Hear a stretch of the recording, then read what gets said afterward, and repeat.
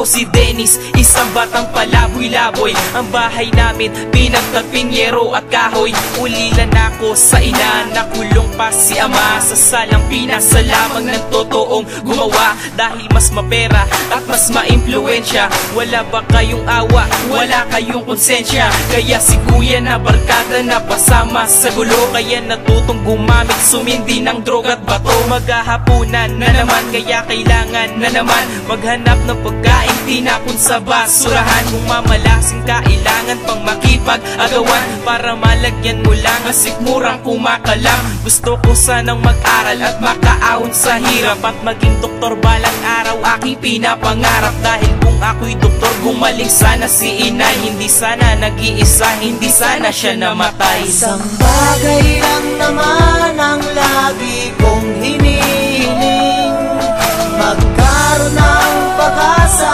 ang tulad kong walang ningning. Ikumpara mo ko sa iba, mas mahirap ako sa daga. Walang yaman, walang pera, wala kahit pamilya.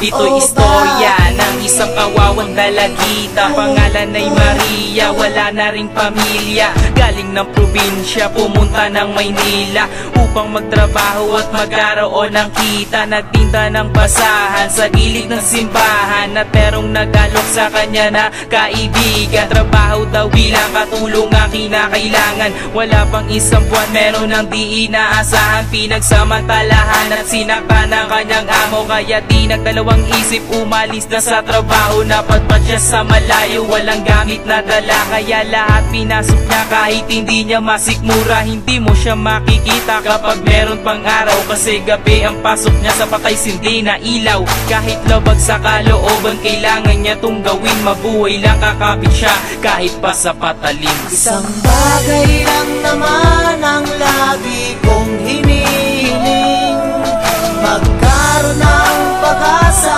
ang tulad kong walang ningning. Ikumpara mo ko sa iba, mas mahirap ako sa daga. Walang yaman, walang pera, wala kahit pamilya. Siguro may hindi mo lang natatanaw ang kanilang buhay na kinalalagyan. Minsan nasa tabi mo na lang, di mo lang napapansin kasi ikay na iilang. Madalas iniiwasan at palaging nakaabang sa labas ng restaurant sa mamahaling kainan. Pila-pila ang paslit, nagpupunas ng sasakyan. Inuugnay ng salamin na naghahati sa gitna na nakasahod ng kamay, tila wala kang nakikita. Ngayon alam mo na, ang buhay sa mundo na talagang kahirap na galawang. Parang kalawa ka na mahirap na kapainaliwan na para masilayan na kamalayan ng mga tao na bulag-bulagan po. Bakit di ko tumayo? Wag ka muna maupo, pero di ko sinasabi na ikaw ay lumayo. At ano ba ang gagawin para laman na iyong mapansin mga tao na dapat sagapin sa kahirapan na marami na nabiktima nila. Wala pa rin nagbago sa ulit. Kumisa nag-iisa mga larawan na mahirap na doon ka. Wala ka ba nang gagawin para matulungan sila? Buksan mo ang pintuan na kay tagal nang nakasara para sa kanila. Walang kaibigan at walang pumapansin, walang ligayang nararanasan, madalas tinatawanan. Sa paligid ng karamihan, binabalutan ng kalungkutan. Unti-unting pinapatay ang buhay ko. Isang bagay lang naman ang lagi kong hinihiling, magkaroon ng pag-asa ang tulad kong walang ningning.